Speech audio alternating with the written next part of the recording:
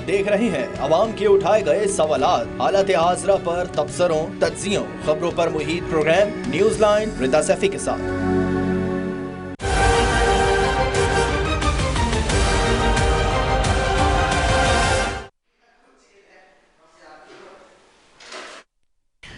अस्सलाम वालेकुम, मैं हूँ रिदा सैफी।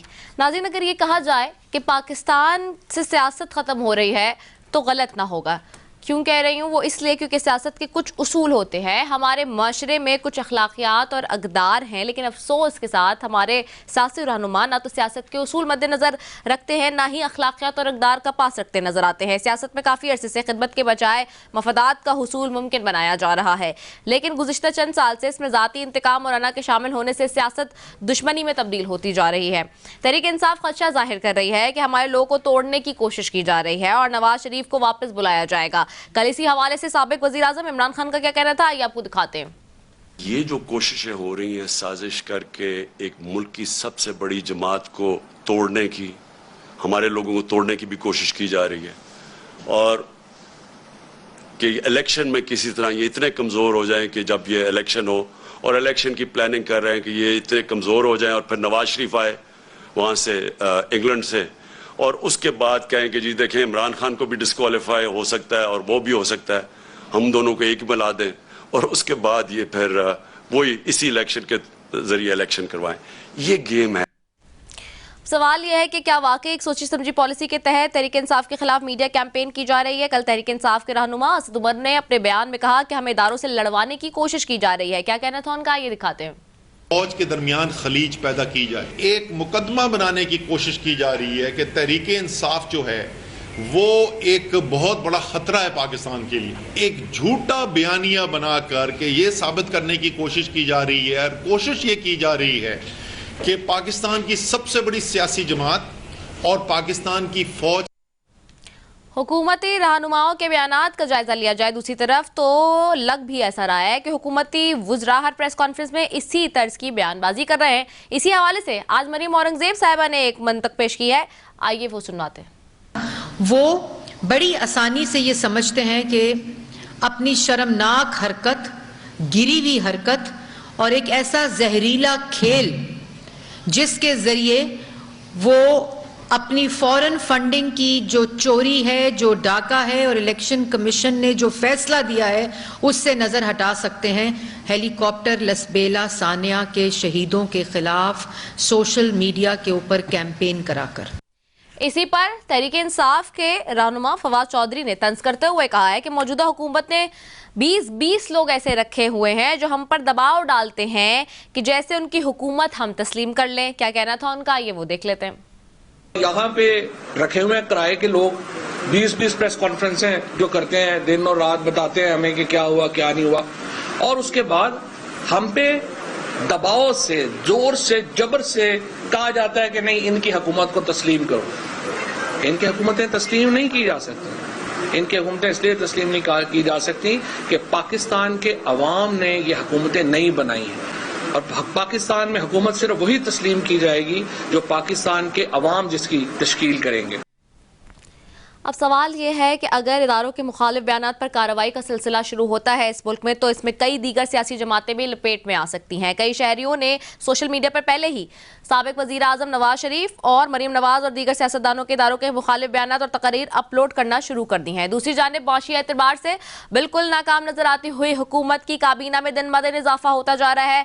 शहबाज शरीफ की काबीना 61 तक पहुंच गई है। वजीर ज़ाता और वजारतें कम पड़ गई हैं। इमरान खान ने बतौर वज़ीर आज़म 52 रुकनी काबीना छोड़ी थी। वज़ीर आज़म शहबाज शरीफ ने ऐलान किया था कि किफ़ायत चौरी इक़दामात के तहत काबीना में मज़ीद तोसी नहीं की जाएगी। ताहम इसके बाद भी काबीना अरकान में इजाफे का रुझान बरकरार रहा है। किफ़ायत चौरी का नारा लगाने वाली इस चीज़ का अब हुकूमत क्या जवाब देगी। दूसरी तरफ बिजली की लोड शेडिंग भरपूर तरीके से जारी है, और सोने पे सुहागा ये कि कराची के अंदर एक मरतबा फिर के इलेक्ट्रिक के जो सारिफीन हैं उनके लिए 11 रुपये बिजली फी यूनिट बढ़ा दी गई है, और ये मुसलसल सिलसिला जारी है। इस पर भी मौजूदा हुकूमत खामोश तमाशाई बनकर तमाशा देख रही है। सब चीज़ों पर बात करेंगे जी, डिबेट का फोरम ऑन करेंगे। सबसे पहले जी मेरे साथ मौजूद है हसन मुर्तज़ा साहब हैं पाकिस्तान पीपल्स पार्टी से, उनको खुशामदीद कहती हूँ। Thank you so very much Hasan Murtaza साहब। साथ ही ज्वाइन करिए डॉक्टर सीमी बुखारी साहिबा हैं तहरीक इंसाफ से, आपको भी खुशामदीद कहती हूँ।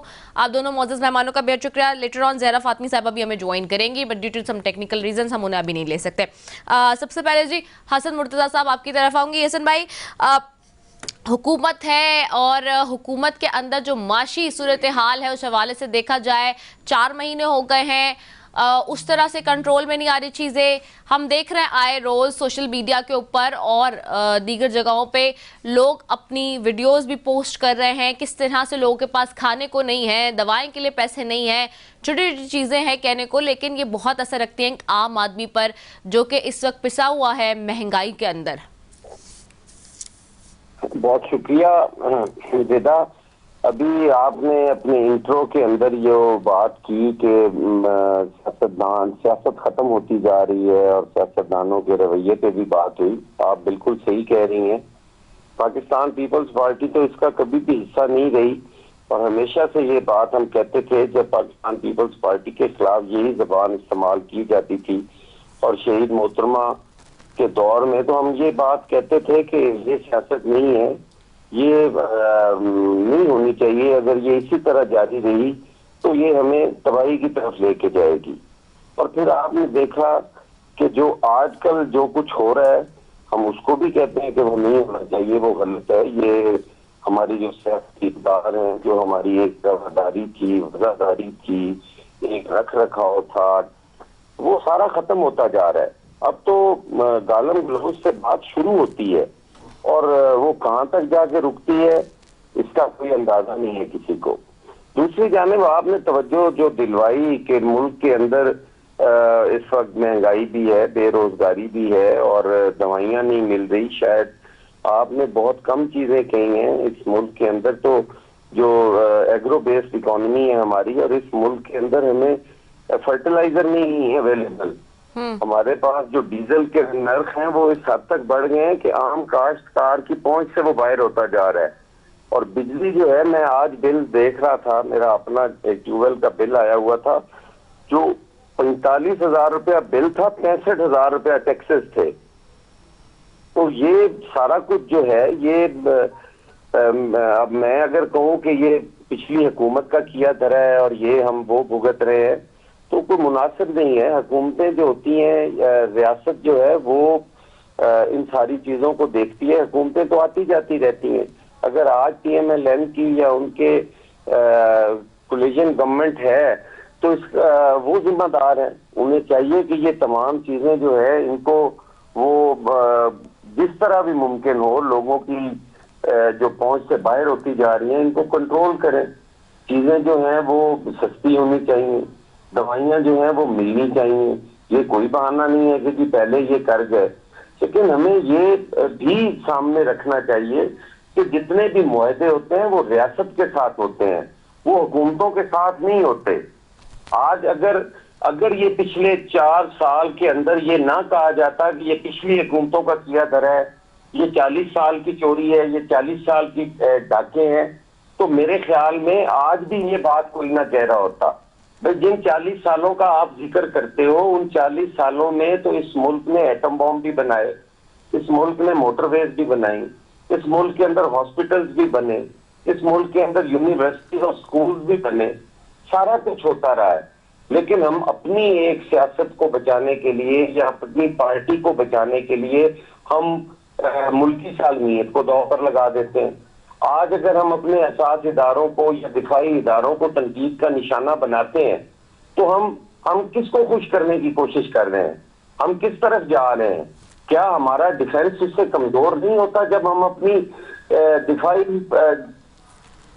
हेलो जी आपकी आवाज आ रही है। आवाज आ रही है? जी बिल्कुल लाउड एंड क्लियर आ रही है, बिल्कुल जी। तो हमें ये चीजें नहीं करनी चाहिए।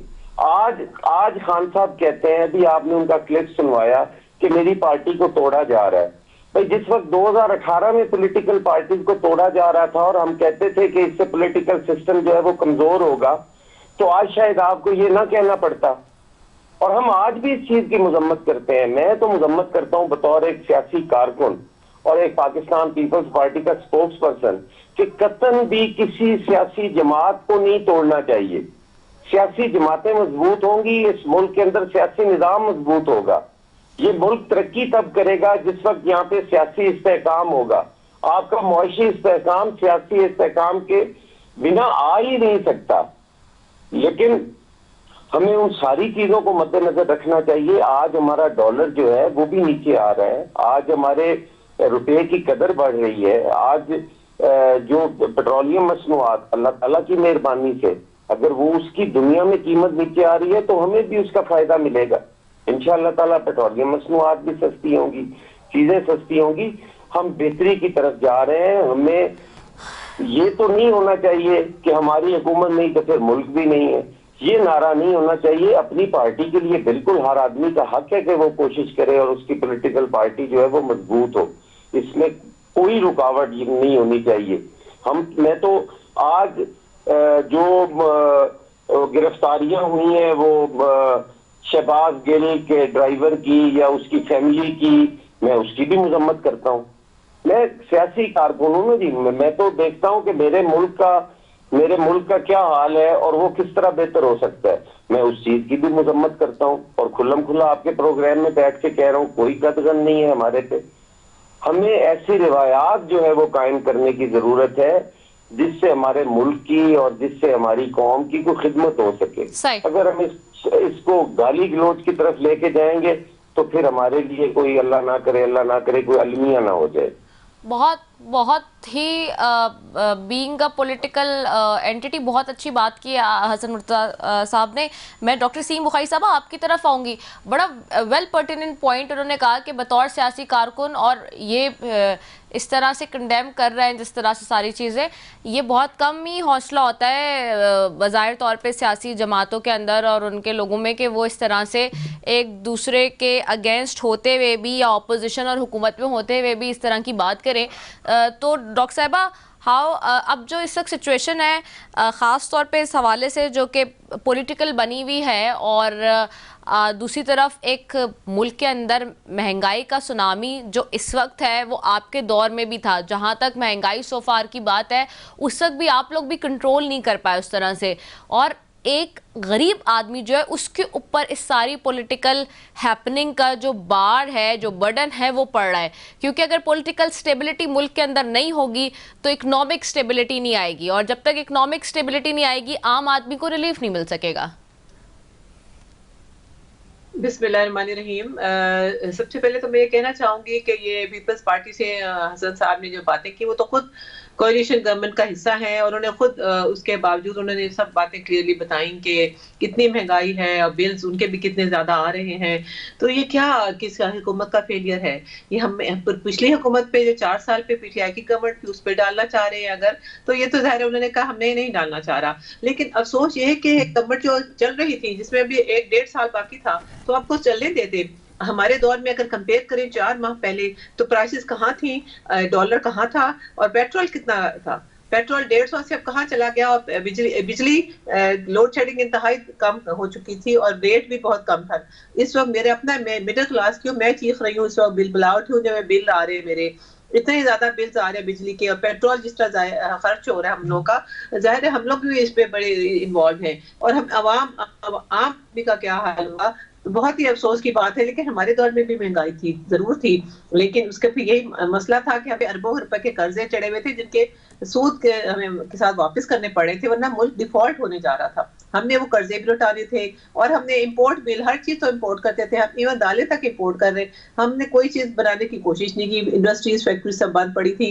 लेकिन हमने अल्लाह के फजल से उसको 3 साल बाद हमारा, मैं कह सकती हूँ कि हम रिवाइवल की तरफ जा रहे थे। इंडस्ट्रीज लार्ज स्केल मैन्युफैक्चरिंग दोबारा चल पड़ी थी और बिजली भी बनने लगी थी वाफिर मिकदार में। और इसके अलावा कोविड आ गया था। कोविड के बावजूद हमने जिस तरह से उसको मैनेज किया और आवाम तक रिलीफ पहुंचाई, हमने एहसास पैकेज, इसके बाद सेहत कार्ड हमने इंट्रोड्यूस कराए, किसान कार्ड, हमने किसान को जिस तरह ये कह रहे हैं हमने सब्सिडाइज रेट पे खाद और ट्रैक्टर्स और बहुत सारी उनको चीजें इस तरह से सहूलियात दी कि किसान भी अल्हम्दुलिल्लाह खुशी शो करने लगे थे कि उनकी फसलें भी जो है वो क्रॉप्स बम्पर क्रॉप्स हो रही हैं और वो खुशहाली की तरफ जा रहा था पूरा मुल्क।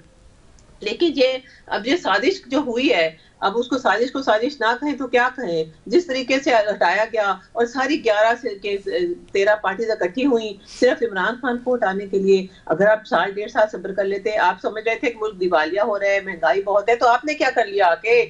आपने तो उसे डबल महंगाई कर दी। आपने पेट्रोल, बिजली, आप देखिए इस वक्त कहाँ जा रही हैं सब चीजें। लोग रो रहे हैं, चीख रहे हैं, हमारे पास आते हैं अब लोग इसलिए निकल आए हैं सड़कों पे। हमने किसी को लगाया नहीं, कोई बगावत पे नुकसाई, ये सब जो है ना झूठे इल्जामात, प्रोपेगेंडा है। हमारे चेयरमैन ने अपनी स्पीच में बाकायदा कहा कि मैं बहुत एहतराम करता हूँ और मेरी सारी पार्टी, हम अपने इदारों का बहुत एहतराम करते हैं। हमने कभी, और उन्होंने तो कहा था ये चीफ की जो चेंज होता है एक रूटीन का हिस्सा है, वो हो जाएगा, इसमें क्या बड़ा इशू है। यहाँ इन लोगों ने तो इदारों को अपने कंट्रोल में रखा है। जुडिशरी को होगी तो मिलिट्री एस्टेब्लिशमेंट हो गई, ये सब इन्होंने कहा बस नहीं चलता था कि ये कोई इदारा, इलेक्शन कमीशन हो गया, कि इनके इशारों पे चले। हमने कभी ये नहीं सोचा, हमने आज़ादी की बात की, हर इदारे को आज़ाद समझा, नैब को आज़ाद रखा, जिसके अब इन्होंने आके नैब के भी पर काट दिए। इनका आने का अब देखिए ना, जिस तरह आपने बताया वुज़रा की तादाद बढ़ती जा रही है, यानी वो खजाने पे मजीद बोझ डाले जा रहे हैं, अवाम पे महंगाई के जरिए बोझ, खजाने के ऊपर ये बोझ बन के बिठा रहे हैं वजीरों को, वुज़रा को। आखिर चाहते क्या है? अवाम को कितना और तड़पाएंगे, तकलीफ में पहुंचाएंगे। और हम टैक्स पे टैक्स, अभी कभी सुपर टैक्स लग रहा है, कभी बिजली के, जिस तरह अब तो फिर एक मिनी बजट आ रहा है, अभी मिनी बजट की गूंज है, एक मिनी बजट की गूंज सुनाई दे रही है। तो अब सोचिए ये, क्योंकि IMF इनको बिल्कुल लोन्स के लिए शराइत रख रहा है वो, और इन्होंने कहा PTI ने मुश्किल शराइत मानी थी, हमने कोई शर्त नहीं मानी। हमने उन्हें कह दिया था हम आपकी नहीं मानेंगे, हमने अवाम को तकलीफ नहीं देनी, हमने बिजली पेट्रोल उसके रेट फिक्स किए थे, और हमने जो है ना, हमें मालूम है कि किस तरह से बजट को किस तरह से चलाना है, कौन से जो है इकदाम करने हैं, किधर से किधर शिफ्ट करना है अपने बजट को, ताकि आवाम को रिलीफ मिले। हम बहुत अच्छी तरीके से उसको मुल्क को स्टेबिलिटी की तरफ ले जा रहे थे, और एक पॉलिटिकली स्टेबल गवर्नमेंट थी। जिस तरह आपने कहा पॉलिटिकल स्टेबिलिटी होगी तो इकोनॉमिक स्टेबिलिटी होगी। अब IMF देख रहा है एक 12-13 पार्टीज मिलके जो गवर्नमेंट बना रही है, जिनकी क्रेडिबिलिटी भी खत्म होती जा रही है। इनमें 60% लोग बेल्स पे हैं। आप देखिए इन पे कईयों पे पर्दे जुर्म आयद होने वाली थी। तो ये सारी रिपोर्टें हर दुनिया देख रही होती है। दुनिया को सब मालूम है कि इस वक्त कौन एक क्रेडिबल गवर्नमेंट चला रहा था, किस तरह से चल रही थी। नो डाउट कि हमारी भी महंगाई थी, मुश्किलात थी, लेकिन उसमें जाहिर है बहुत, हसन साहब ने कहा जाहिर है उनके दौर में बहुत अच्छे काम भी हुए होंगे, हर दौर में हुए, लेकिन साथ में अब जो हाल हुआ था ना, मुल्क पे कर्जों का जो अंबार लग गए थे और करप्शन के केसेस, मनी लॉन्ड्रिंग शुरू हो गई थी, जिसकी वजह से मुल्क दिवालिया होने जा रहा था। और अब जो है डिफॉल्ट का खतरा पड़ गया है हमारा। तो हम दिफा के जो है ना, उनकी भी साथ है। हम नहीं चाहते कि हमारी मुल्क में किसी किस्म की कोई इंस्टेबिलिटी हो। हमने इदारों एहतराम करते हैं। हमें कभी हमारे, मैं एक बात और कहती हूँ, ये मीडिया पे बात चली थी कि PMLN का कोई सेल है जो हमारे तरफ से गलत इंफॉर्मेशन, डिसइंफॉर्मेशन में कहूंगी सेल है, जो कि हमारे नाम से, PTI के नाम से इदारों के खिलाफ बयानियां चला रहे हैं, जो हमारा ऐसा बयानिया नहीं है। हमारे चेयरमैन ने बारहा ये यकीन दिलाया, पूरी पार्टी को कहा है कि हम इदारों का एहतराम हम भी करते हैं और आप भी करें। ठीक है। मैं हसन भाई आपकी तरफ वापस आऊंगी। हसन भाई, ये अच्छा एक बात है, अब जैसे खुद मुसद्दिक मलिक साहब का स्टेटमेंट है, वो कह रहे हैं कि जहर खाने के लिए पैसे नहीं है। मैं वो बार बार नहीं चलाना चाहती। दीगर लोग आके कह रहे हैं कि जी मुश्किल वक्त है, इस वक्त हमें मुश्किल फैसले लेने पड़ रहे हैं। ये बार बार हमें हुकूमत की तरफ से सुनने को मिल रहा है। इन 4 महीनों के बाद के अंदर वजीर ख़जाना आते हैं, वो बार बार यही बताते हैं, वजीर आज़म खुद आते हैं, वो यही बताते हैं। ऐसी सिचुएशन में 61 वज़रा तक काबीना पहुंचाना कि वजारतें कम पड़ गई हैं, वज़रा ज़्यादा हो गए, अभी ढूंढ के देनी पड़ रही हैं, कुछ लोग को तो पोर्टफोलियोज ही नहीं मिले। तो ये फेयर इनफ है वैसे क्या? क्योंकि जहाँ जो मुल्क इतनी, आप लोगों के अकॉर्डिंग इतना ज़्यादा दलदल में फंसा हुआ है, क्या वो इस बात का मुतहम्मिल है कि आवाम के टैक्स के पैसों पे पर्क्स एंड प्रिविलेजेस मिलें और वुज़रा जो है वो इतनी ज़्यादा तादाद में भर्ती किए जाएं? बेटा देखें, पहली बात तो है कि आपको PMLN का कोई बंदा ले लेना था आपने, ताकि वो नहीं, मैं भी उनसे भी पूछूंगी, वो हाँ मेरी हेल्प सुन लेना जी। लेकिन क्योंकि ज्वाइंट है ना, इसलिए हुकूमत, इसलिए आपसे भी पूछ रही हूँ। जी यार सुन लें, मैं तो उनका कोई नहीं बता सकता कि वो इतने मिनिस्टर क्यों लिए जा रहे हैं, लेकिन मैं नहीं समझता कि इस मुल्क के ऊपर मिनिस्टर जो हैं वो बोझ हैं। वजीर तो जो है वो उसकी जो सैलरी या पर्क्स एंड प्रिविलेजेस हैं वो अगर निकाल लिए जाए तो वो तो किसी भी 17 ग्रेड के ऑफिसर से बहुत कम होंगे। जो इस मुल्क पर बोझ है उनका नाम कोई नहीं लेता। मिनिस्टर तो बेचारे सुबह से शाम तक काम करते हैं और वो कोशिश करते हैं कि अपने लोगों को फैसिलिटेट कर सकें, अपने इदारे के लिए काम करें। और आप देखें तो असेंबली में भी वही मिनिस्टर बेचारा जवाबदेह हो रहा होता है और एक सिंगल पेनी आप किसी भी सेक्रेटरी के अलावा किसी डिपार्टमेंट से नहीं निकलवा सकते। और जब भी कोई नैब केस बनता है मिनिस्टर का बनता है, सेक्रेटरी का नहीं बनता। ये सारी चीजें तो मेरा ख्याल है काफी लंबी डिबेट है और किसी और साइड पे चली जाएगी। जिस तरह मेरी बहन अभी बात कर रही थी और मैंने तो बिल्कुल एक आम पाकिस्तानी की तरह बात की थी कि इस मुल्क की बेहतरी के लिए हम सारों को काम करना चाहिए, लेकिन उन्होंने खुद ही उसमें चीजें कुछ ऐसी शामिल कर दी कि जिनका मैं अब भी नहीं चाहता कि मैं उनको जवाब देकर या उनको मुश्तिल करके या मैं उनको, हमें आज भी एक कौम बनने की जरूरत है। हमें आज हम किसको ये सफाई दे रहे हैं कि हमारा वो बयानिया नहीं है, वो कोई और है जो ये बयानिया बना रहा है। क्या ये शहबाज गिल साहब की प्रेस कॉन्फ्रेंस वो किसी से ढकी छुपी है जो अल्फाज उन्होंने इस्तेमाल किए, या वो जो पहले अल्फाज इस्तेमाल करते रहे हैं, वो जो सियासी कारकुनों और सियासी रहनुमाओं के बारे में जबान इस्तेमाल करते रहे, वो क्या किसी से ढकी छुपी है? और अगर हमारे इदारे आप देखें, शहीद जुल्फकार अली भट्टो का आज भी जो केस है वो इंसाफ के लिए सुप्रीम कोर्ट में मौजूद है। आज भी हम सुप्रीम कोर्ट के विक्टिम है, लेकिन एक पीपल्स पार्टी की तरफ से एक आवाज उठी हुई अगर आप साबित कर दें, एक पत्थर उठा हुआ साबित कर दें, हम कराची से लेके इस्लामाबाद तक लॉन्ग मार्च करते हैं, रास्ते में एक गमला टूटा हुआ साबित कर दें, पाकिस्तान पीपल्स पार्टी उसकी जवाब दे। मैं चाहता हूं कि पीपल्स पार्टी नहीं सारी जमातें मजबूत हो। मैं पीटीआई को भी कमजोर होता नहीं देखना चाहता। मैं कहता हूं कि पॉलिटिकल सिस्टम मजबूत होगा, इस मुल्क में खुशहाली आएगी। अगर हर आदमी अपने आप को जवाबदेह समझेगा तो इस मुल्क में खुशहाली आएगी। अगर आप पे फॉरेन फंडिंग केस आता है तो आप उसको खड़े होकर फेस करें। आप क्यों कहते हैं कि इलेक्शन कमीशन जानिबदार है? क्या जब इमरान खान साहब उसको इलेक्शन कमीशन बना रहे थे उस वक्त वो उन्हें पता नहीं था कि ये बंदा ठीक नहीं है? फिर उन्होंने उस पर इल्जाम लगाया वो एक पेज वालों का कि उन्होंने ये कहा था कि ये न्यूट्रल रहेगा। वो जिसने कहा था न्यूट्रल रहेगा उसका नाम क्यों नहीं लेते कि फलां बंदे ने कहा था कि वो न्यूट्रल रहेगा और वो न्यूट्रल नहीं रहा? देखिए, आप अगर इदारों को तस्लीम नहीं करेंगे, इदारों को मजबूत नहीं करेंगे तो बेहतरी की तरफ आप नहीं जा सकते। हम कहते थे कि एहतसाब का जो इदारा है वो पॉलिटिकल इंजीनियरिंग करता है, वो बाजू मरोड़ता है। आप उसकी एक वीडियो फ्लोट करते हैं और फिर आप उसकी इंक्वायरी भी नहीं करते। उसको 4 साल 3 साल आप ब्लैकमेल करके उसको उससे मर्जी और मनमानी के फैसले लेते रहे। उस वक्त आपको ये समझ नहीं आई कि पॉलिटिकल पार्टी कमजोर होंगी तो इस मुल्क के अंदर नुकसान होगा। हम आपको कहते रहे कि आप कर्जा जो है वो दुगने से भी ज्यादा ले चुके हैं, जितना 40 सालों में दूसरी सियासी जमातों ने नहीं लिया, आपने 3 साल के अंदर वो दुगना कर दिया है। आप आज भी कह रहे हैं उसी तरीके से कि हमने कर्ज उतारे। आपने कौन सा कर्ज उतारा है? आपने तो कोई कर्ज नहीं उतारा। आपने किस कौम को रिलीफ दिया है एहसास प्रोग्राम से? जो बेनजीर इनकम सपोर्ट प्रोग्राम था उसका नाम आपने एहसास कर दिया और आज तक आप उसे बदल नहीं सके। आप कार्ड के ऊपर एहसास लिखकर कह रही हैं कि हमने वो प्रोग्राम दे दिया। इस तरीके से प्रोजेक्ट चोरी करने से या ये सारा कुछ करने से तो बेहतरी नहीं आ सकती। आप 4 दफा आपने एक साल के अंदर मिनी बजट 4 मिनी बजट लाए, आपको याद होना चाहिए।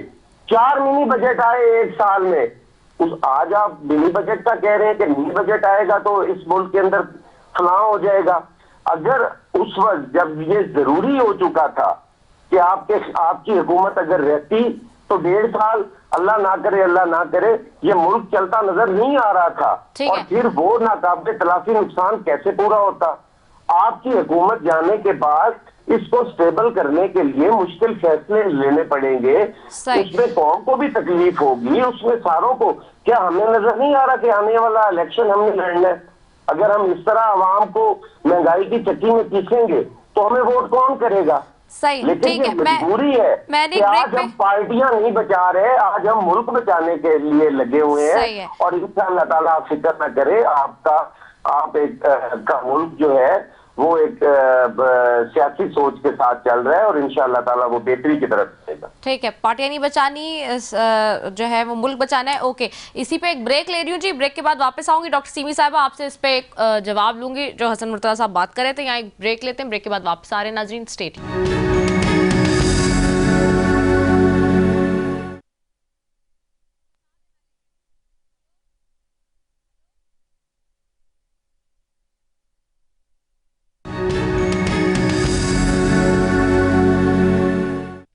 वेलकम बैक नाजरीन। और ब्रेक पे जाने से पहले हसन मुर्तज़ा साहब बात कर रहे थे और अभी हमें ज़ारा फातमी साहिबा ने भी मुस्लिम लीग नून से ज्वाइन कर लिया। उनको भी खुशामदीद कहती हूँ प्रोग्राम में। ज़ारा फातमी साहिबा की तरफ जाऊँगी, फिर डॉक्टर सीमी साहिबा, फिर आपसे एक साथ ही जवाब ले लूँगी मैं। ज़ारा फातमी साहिबा, सबसे पहले तो बहुत शुक्रिया। दूसरा जो इस वक्त सिचुएशन बनी हुई है पॉलिटिकल, उसके ऊपर तो मैं थोड़ा सा भी बात करूँगी आपसे, लेकिन सबसे पहले तो आज की एक खबर है जिस तरह से हम देख रहे हैं कि काबीना में एक तरफ 61 जो हैं वो वुज़रा हो गए हैं और इस वक्त जो हम सुनते हैं आपकी हुकूमत के मुख्तलिफ वुज़रा के अल्फाज के जी जहर खाने के लिए पैसे नहीं है मुल्क के अंदर इस वक्त। और ऐसी महंगाई में आज बहुत ज़्यादा इस बात को क्रिटिसाइज़ किया जा रहा है, सोशल मीडिया पे भी हम देख रहे हैं और हर तरफ के इतनी बड़ी काबीना हो गई है, वजारतें कम पड़ गई हैं और वुज़रा ज़्यादा हो गए। अभी तक बहुत सारे लोगों को पोर्टफोलियो नहीं मिले, लेकिन उनको उनका स्टेटस मिनिस्टर का बन गया है, बना दिया गया है। ऐसी सिचुएशन में जिस वक्त मुल्क बहुत ज़्यादा इकनॉमिकल शैटर्ड है, आपके मुंह से हम सुनते हैं, वजीर खजाना के मुंह से बहुत सुनते हैं हम ये बात, तो इस सारी सिचुएशन के अंदर क्या इट्स फेयर इनफ कि इतना ज़्यादा बर्डन जो है वो वुज़रा के तौर पर, काबीना के तौर पर आवाम पर डाल दिया जाए? बहुत शुक्रिया रिदा आपका।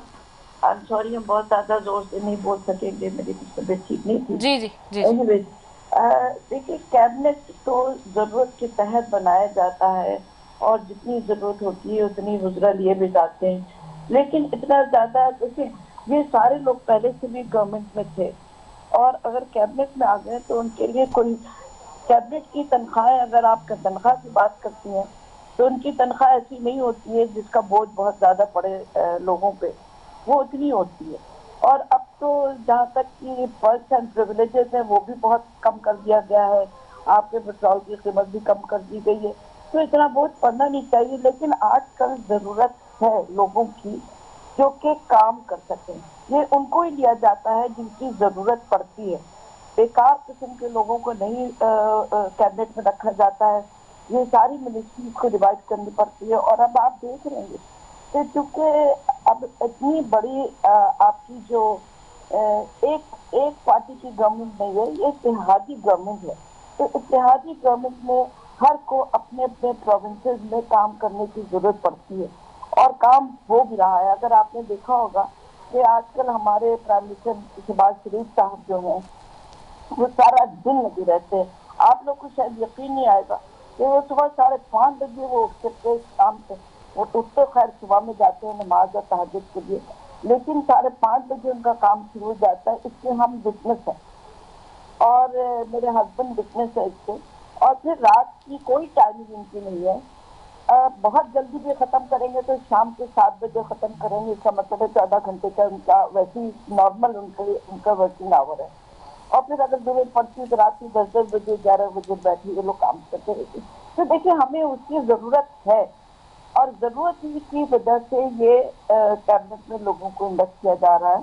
इंशाअल्लाह ताला आप देखिएगा कि कोई हमारे इकॉनमी पे इसका बोझ नहीं पड़ेगा और ये सारे लोग आपको काम करते हुए मिलेंगे। इसमें लेकिन एक बात है, जैसे कि हम देख रहे हैं कि पर्क्स एंड प्रिविलेजेस जो होते हैं, सैलरीज जो होती हैं, वो तो आवाम के पैसे से ही होती हैं। ये बात आप लोग ही बताते रहे हैं खुद भी। तो ये सारी सिचुएशन में ये बर्डन उस तरह से नहीं आएगा जब मुसद्दिक मलिक साहब के अपने अल्फाज हैं कि जहर खाने को पैसे नहीं है सर, तो कम खर्च बालानशी वाला काम नहीं सकता। और शहबाज शरीफ साहब, चूँकि वज़ीर आज़म साहब ने खुद भी ये बात की जब आए कि जी कम से कम काबीना बनाई जाएगी, लेकिन अपनी ही बात से ये तो नज़र आ रहा है कि मुड़ गए हैं बिल्कुल ही। नहीं, मुड़े नहीं है। देखिए, इंसान हर काम जरूरत के तहत करता है, लेकिन काबीना की जो सैलरी है वो आपको अगर बताएं तो यकीन नहीं आएगा। उसमें ज्यादातर अपनी पार्टी के बारे में तो हम कह सकते हैं, दूसरी पार्टियों के बारे में मुझे नहीं पता, इसमें ज्यादातर ऐसे हैं जो तनख्वाहें नहीं देते, अच्छा। तनख्वाह से काम कर रहे हैं, और बहुत सारे उनमें ऐसे भी हैं जो कि अपनी गाड़ियां खुद इस्तेमाल करते हैं। वो दूसरी गवर्नमेंट की गाड़ियों के लिए, सिर्फ गवर्नमेंट के काम के लिए इस्तेमाल करते हैं, बाकी जितने हैं वो अपनी गाड़ियों पे काम करते हैं। पेट्रोल का वैसे भी आपको पता है कि उसको कट कर दिया गया है, तो जब ऑलरेडी कटिंग हो चुकी है तो मुझे यकीन है कि हमारे प्राइम मिनिस्टर साहब कभी भी वो काम नहीं करेंगे जिससे मुल्क को नुकसान पहुंचे। तो ऐसी कोई बात नहीं है। हमारे काबीना में लोग जो हैं, यकीन माने हमारे मिनिस्टर जो हैं वो, क्योंकि मैंने अपने कानों से भी सुना हुआ ये बात, और मुझे पता भी है क्योंकि जब बजट में बात आती है, सब कुछ आती है, तो ये पता चल जाता है कि ये लोग तनख्वाहें नहीं देते हैं। तो जब तनख्वाह भी नहीं देते हैं तो टैक्स पेयर तो हम सभी, हमारे लोगों की तनख्वाहें तो आपको पता है टैक्स ऑटोमेटिकली कटती है। तो ये हम बोझ कभी भी अपनी इकोनॉमी पे नहीं डालेंगे, इसका आपको यकीन होना चाहिए। और शहबाज शरीफ साहब तो खुद इतने ज्यादा केयरफुल हैं, वो बंदा तो, उनको तो सिर्फ काम चाहिए होता है, वो तो अपने आप को खादिम पाकिस्तान कहा हुआ है और वो खिदमत कर रहे हैं। आप देखें कि सारा दिन वो भागते चल रहे हैं। आपने ये भी देखा होगा कि सैलाब के जमाने में उन्होंने कोई जगह नहीं छोड़ी जहाँ पे वो नहीं गए होंगे लोगों पे, और सबको इंस्ट्रक्शन दी। तो इस हालात में आपको जरूरत पड़ जाती है लोगों की, और काबीना में अगर होते हैं तो हम लोगों से हर दिन तो नहीं कर सकते ना, कैबिनेट के थ्रू ही हमें मैसेजेस मिलते हैं, तो उससे उनको आसानी हो जाती है, लोगों को टास्क बांटने में आसानी हो जाती है, और ये फिर मिनिस्टर्स अपनी अपनी कॉन्स्टिट्यूंसी में, मुल्क में, पाकिस्तान में, अपने प्रोविंसेस में जाकर फिर अपने लोगों से काम करवाते हैं, वो उनको आसानी हो जाती है। अच्छा, एक और चीज़ का भी आपसे जवाब लूंगी। ये भी खबर है, ज़राए से ये पता चल रहा है कि IMF की पेशगी शराइत पूरी करने की तैयारियों के ज़मन में मिनी बजट का इम्कान है। तो मिनी बजट, अभी तो ऑलरेडी लोग बहुत परेशान हैं और महंगाई का सुनामी है एक, हम देख रहे हैं कि इस हवाले से रिलीफ नहीं मिल रहा लोगों को। पॉलिटिकल हैपनिंग इतनी ज़्यादा हो गई है, मैस इतना ज़्यादा हो गया है कि आप आपस की पॉलिटिकल मैस से बाहर ही नहीं आ रहे हैं, जिसकी वजह से जब तक पॉलिटिकल स्टेबिलिटी नहीं आएगी, इकोनॉमिक स्टेबिलिटी नहीं आएगी सारी सिचुएशन में, जो इस तक एपिसोड चला हुआ है। तो ये अब अगर इस तरह से शोबों में इजाफी टैक्स लाने पर गौर किया जा रहा है और लगाया जाएगा तो एक आम आदमी किधर जाएगा? देखिए रिदा साहबा, जहाँ तक बात र्यूमर की होती है तो र्यूमर तो होती रहती है, जहाँ कुछ होता है लोग कहते हैं मिनी बजट आ रहा है, आ रहा। अभी तक हम लोगों को इसकी इत्तला नहीं मिली है, हमारी बाकी लोगों से भी जो बात होती है अभी तक उसकी इत्तला नहीं मिली है कि ऐसी कोई बात हो रही है। और मिनी बजट की मेरे ख्याल में तो इतना नहीं सुनने में आया बिल्कुल भी। जहाँ तक आप बात करती हैं इन्फ्लेशन की, जहाँ तक आप बात कर रही महंगाई की, हम आपको बिल्कुल यकीन, मुझे आपके बात से बिल्कुल इत्तेफाक है कि महंगाई है और उसके लिए हम काम कर रहे हैं, दिन रात लगे हुए हैं। आपने देखा कि अल्हम्दुलिल्लाह रुपया जो है हमारा मजबूत होता जा रहा है। आज की रिपोर्ट थी कि 216 पे आ चुका है, इंशाल्लाह और कम होगा।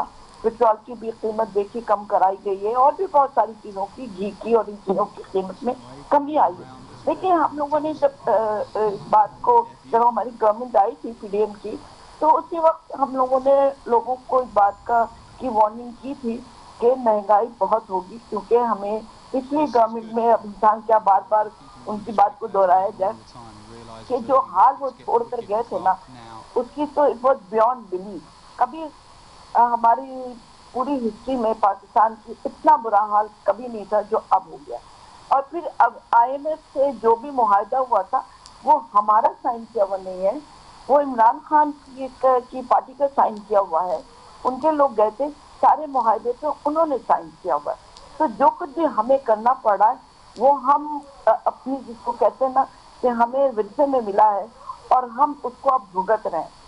तो इन हालात में, और IMF से बहुत ज़रूरी है, उनसे पैसे आना बहुत ज़रूरी है इंशाअल्लाह ताला, क्योंकि उससे फिर दरवाजे खुलेंगे और हमारी मईशत में बेहतरी आएगी। और उसके लिए तो फिर करना पड़ता है, लेकिन र्यूमर की जहाँ तक आप बात कर रही हैं मिनी बजट का, नहीं र्यूमर नहीं कहा मैंने, कहा जराए से ये इत्तलात हैं और मुझे अभी तक रिदा साहबा मुझे अभी तक इसकी पता नहीं है। आज मैंने भी नहीं देखा और may be also because I was not well, मगर टीवी मैंने फिर भी सुनी हुई थी।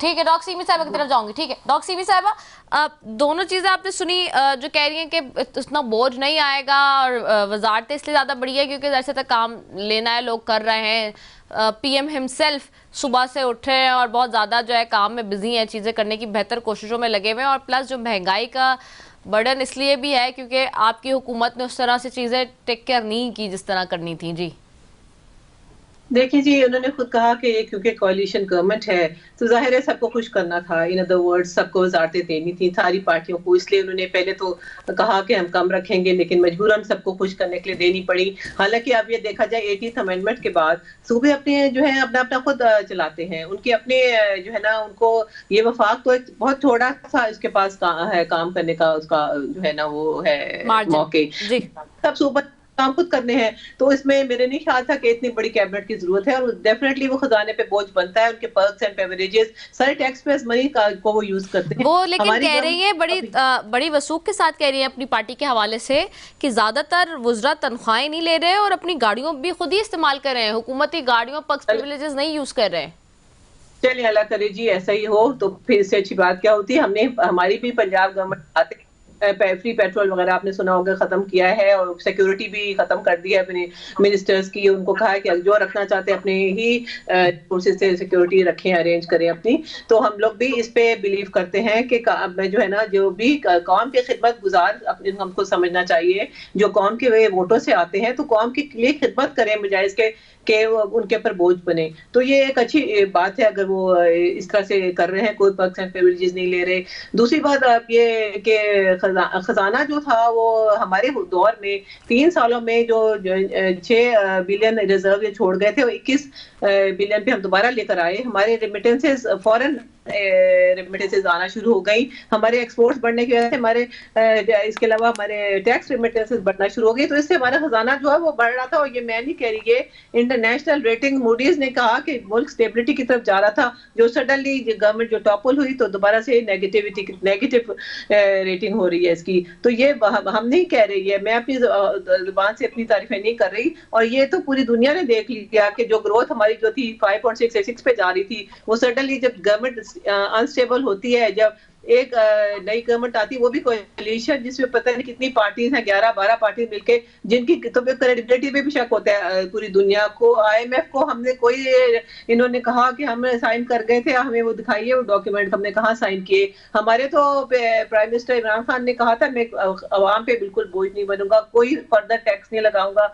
हमने पेट्रोल आपको याद होगा, बिजली की 5 रुपए उल्टा बिजली भी कम की थी, और पेट्रोल की भी कीमतें हमने कहा, ऑल्दो इंटरनेशनल मार्केट में तेल की प्राइस बहुत ऊपर चली गई थी, $100 से भी ऊपर थी, तब भी हमने पेट्रोल को नहीं बढ़ाया था, जबकि इस वक्त $90 पर बैरल पे आ चुकी है, लेकिन अवाम को वो रिलीफ नहीं दिया जा रहा। अभी भी पेट्रोल इतना महंगा तरीन पेट्रोल है, और बिजली इनसे बंद नहीं रही। लोड शेडिंग इंतहा की लोड शेडिंग है, और उसके ऊपर बिल्स देखिए कि सब बिल बला उठे हैं। तो इनसे ये तो मैं इस बात पे अफसोस है कि ये कहते थे हम बड़े अहल तजर्बाकार लोग हैं, ये 30 साल का तजर्बा इनके पास था, और हम तो 3 साल में हमें तो पहली दफा हुकूमत मिली थी, लेकिन हमने ऐसे वो काम किए कि बिजली भी बनना शुरू हो गई, लोड शेडिंग भी बहुत कम हो गई, पेट्रोल को हमने स्टेबल रखा, हमने अपने अवाम को रिलीफ देने की। अब बेनजीर इनकम नो डाउट कि इनका मैं समझती हूँ कि वो जाहिर है बेनजीर मुहतरमा के नाम पे पीपल्स पार्टी ने बनाया था, नो डाउट हम मानते हैं इस बात को, हम कोई अपने से उसका सेहरा नहीं लेंगे, लेकिन उसमें जो गलतियां निकली, जिस तरह की ट्रांसपेरेंसी नहीं थी, उसको हमने क्लियर किया, उसको एहसास के अंडर लेकर आए हैं। तो इसमें हमने बहुत ज्यादा उसकी जो है ना बढ़ाई है, क्या कहते हैं अप्रोच उसकी जो है, बहुत मुख्तलिफ छोटे छोटे गाँव कस्बों देहातों तक लेकर गए हैं, ताकि आवाम को इस महंगाई के दौर में, प्लस मैंने पहले भी कहा कोविड जो आया पूरी दुनिया में जो है ना वो महंगाई आई, और जो है ना सप्लाई चेन डिस्ट्रप्शन हो गई, इंपोर्ट्स हम लोग तो सारी चीजें इंपोर्ट करते थे, हमने कोई अपनी चीज बनाई हमने, तो अब हमारी गवर्नमेंट में जो है दोबारा से मैंने बताया कि रिवाइवल हुआ था इंडस्ट्रीज का। लोड शेडिंग, एक घंटे की लोड शेडिंग से अरबों बिलियन का नुकसान होता है, लोग बेरोजगार होते हैं, हमने लोड शेडिंग पे काबू पाया, बिजली बनना शुरू हुई, फैक्ट्रीज चल पड़ी, लोगों को रोजगार मिल गया। मैं समझती हूँ कि वो अच्छे दौर की तरफ हम जा रहे थे, जो सडनली जो ये हमारी गवर्नमेंट को हटाया गया तो मुल्क एकदम से बहुत नीचे चला गया है। और ये सब जो है ना, इंटरनेशनल, आप जो भी इकोनॉमी के इकोनॉमिस्ट से पूछ लें या जर्नलिस्ट देख लें या देख लें, जितने इदारे हैं वो सब ये बता रहे हैं कि एकदम से दोबारा जो है ना वो जितना डिस्टेबलाइज हो गया। और एक दूसरे पे बिल्कुल मैं मानती हूँ, हमें एक दूसरे पे हमें मिल के काम करना है इस मुल्क के लिए। सही, ठीक है। ज़ारा फातमी साहिबा से बस लास्ट कमेंट लेना चाहूंगी। ज़ारा फातमी साहिबा, अच्छा एक चीज़ और पे भी थोड़ा सा जवाब दे दें। ये नेपरा ने कराची के सार्फिन को बिजली की कीमतों को दोबारा झटका दिया है आज, और 11 रुपए 40 पैसे फी यूनिट इजाफा किया है। अब ये जब से हुकूमत आई है, एक हर महीने 4-4 दफा बिजली का पर यूनिट पे पैसे बढ़ रहे हैं। कराची वालों ने क्या कसूर किया? ये के इलेक्ट्रिक वालों से क्यों नहीं बात कर रहे हैं आप? यार बिजली है भी नहीं, जो आपके एरियाज एग्जेम्प्टेड है वहां पे नहीं है। खुरम दस्तगीर साहब तो बहुत दावे करके गए थे यहाँ कराची में खड़े होके। देखिए रिदा साहबा, अगर आप देखती हैं तो बाकी जगहों की अगर आप बात देखें तो खुर्रम साहब ने जो वादा किया था कि जुलाई के आखिरी तक बिजली जिसकी लोड शेडिंग जो है वो 3 से 4 घंटे हो जाएगी, विच इज ट्रू कि वो हो गई है। हम अपनी कॉन्स्टिट्यूंसी में जाते हैं तो वहाँ से हम लोगों से पूछते हैं तो किसी के घर में भी 3 से या 4 से घंटे से ज्यादा बिजली नहीं जा रही है। पीटीआई के देखिए कराची वालों ने क्या जुल्म किया है फिर? नहीं, कराची देखिए हर प्रोविंसेस की अपनी है, आपकी वहाँ पे जो है नहीं, लेकिन जब अभी जब माजी की गवर्नमेंट में पीटीआई की हुकूमत में, ज़ारा फातमी साहिबा, पीटीआई की हुकूमत में जब ये मसला आया तो असद उमर साहब खास तौर पर आए थे यहाँ पर जब धरने, और वो उनकी अपनी गवर्नमेंट के लोग पीटीआई के यहाँ सिंध में जो बैठे हुए थे वो प्रोटेस्ट कर रहे थे, और वो आके रिजॉल्व करके गए थे उस तक मामला। ये तो फिर से बहुत ज्यादा ट्रिगर हो गया है, पैसे बढ़ते जा रहे हैं, बिजली आ नहीं रही है। रिदा साहबा, जी, केसी का मामला यहाँ पे हो रहा है, केसी वालों से बात भी हो रही है, लेकिन उनकी है कि जी उन्हें भी अभी तक पैसे नहीं मिले हैं। जो उनके जो पैसे उनको जाहिर है, जब आपको वो बिजली प्रोवाइड कर रहे हैं तो उनको पैसे तो चाहिए होंगे ना। अगर वो पैसे ही नहीं मिलेंगे, लोगों ने पता नहीं क्या किया हुआ कराची का, तो मुझे हाल इतना नहीं पता है, लेकिन ये मुझे पता है कि उनके अपने प्रॉब्लम्स हो रहे हैं बहुत ज्यादा, जिससे गवर्नमेंट बात करने की कोशिश कर रही है, लेकिन उनका इतना ज्यादा डिफॉल्ट है पैसों का। देखिए ये चीजें एक दिन की नहीं है, एक साल की नहीं है, ना ये 4 साल की, ये पुरानी चलती चली आ रही है सारी चीजें। तो एक दिन तो आना था ना कि जब यहाँ तक हम पहुंच जाएंगे। और जो डॉक्टर सिमी साहबा फरमा रही है कि इन्होंने तो दूध की नदियां बहा दी माशाल्लाह से, तो मुझे ये भी बता दें कि जब हमने छोड़ा था तो उस वक्त हमारा जो GDP जो है वो 5.8 पे हम ऑलरेडी थे। कोई लोड शेडिंग नहीं थी उस जमाने में। हमारे जमाने में अगर आप देखें तो इन्होंने कितना मेगावाट ऐड किया है ग्रिड में, मुझे बता दें। ठीक, जब हमने उनसे टेक ओवर किया था रिदा साहबा, तो 13 प्लांट पावर प्लांट बंद पड़े हुए थे, 13 पावर प्लांट बंद पड़े हुए थे, जिसमें से कुछ में तो उन्होंने लेकिन वो उससे पहले पीपल्स पार्टी की हुकूमत थी। आप सही कह रही हैं, मैं इस बात को अच्छा मैंने चूंकि वाइंड अप कर देना, टाइम अब खत्म हो गया, मैं इसी पे दोबारा फिर हम अभी की बात कर रहे हैं, पहले की बात नहीं कर रहे हैं जी। अभी जब हमने टेक ओवर किया है, जब ये तो अभी तो 13 साल नहीं हुए ना अभी तक, तो जो बात अब करिए। नहीं 13 प्लांट की मैं बात कर रही हूँ, पावर प्लांट जी, 13 पावर प्लांट बंद पड़े हुए थे सही, जिसमें से कुछ ऐसे थे जिनमें छोटे छोटे नुक्स है, उनकी रिपेयरिंग की जरूरत थी या उनको मेंटेनेंस की जरूरत थी, वो नहीं हुई थी। और कुछ में तो उन्होंने जो गैस होती है, LNG होती है, ठीक है, वो नहीं डाली थी। तो अब आप मुझे बताइए, तो इसमें हमारा क्या कसूर था? कसूर किसका है? कसूर उस गवर्नमेंट का है ना जिसने इसको LNG को इन्होंने ऑर्डर नहीं किया था। तो यहाँ सारे प्रॉब्लम्स हम लोग ने ये फेस कर रहे हैं, तो इनसे हमें ये मिला है तोहफे में, और इसको भुगत हम रहे हैं अब। सही, बहुत शुक्रिया। मेरा वक्त खत्म हो गया। डॉक्टर सिमी साहब आपका, ज़हरा फातमी साहब आपका, हसन मुर्तज़ा साहब आपका, तीनों मौजूद बीमारों का बेहद शुक्रिया। नाज़रीन, इसी के साथ अपनी मेज़बान सफ़ी को दीजिए इजाज़त। पाकिस्तान जिंदाबाद।